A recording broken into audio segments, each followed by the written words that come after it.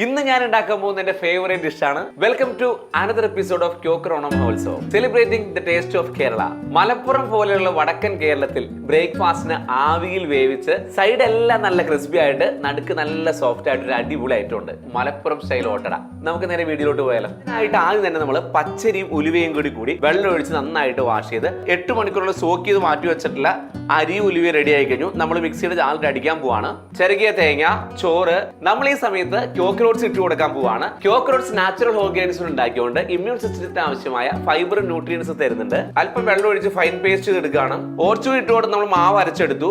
മാവിൽ അല്പം ഉപ്പ് കൂടി ഇട്ട് കൊടുത്ത് മിക്സ് ചെയ്ത് ഒരു 6 മണിക്കൂറോളം നമ്മൾ മാറ്റി വെച്ചു. ചൂടായിട്ട് വന്ന ചട്ടിയിലേക്ക് ഒഴിച്ചു കൊടുത്ത് നന്നായിട്ട് ചുറ്റിച്ചെടുക്കുകയാണ്. ഇതിന് ഒരു സൈഡ് മാത്രമേ നമ്മൾ കുക്ക് ചെയ്തെടുക്കുന്നുള്ളൂ. ദോശ പോലെ പരത്തി എടുക്കുന്നില്ല. അത് നമ്മൾ അടച്ചു വെച്ചിട്ട് ആവിയിലാണ് കുക്ക് ചെയ്യുന്നത്. തിരിച്ചിട്ട് കൊടുക്കുന്നില്ല.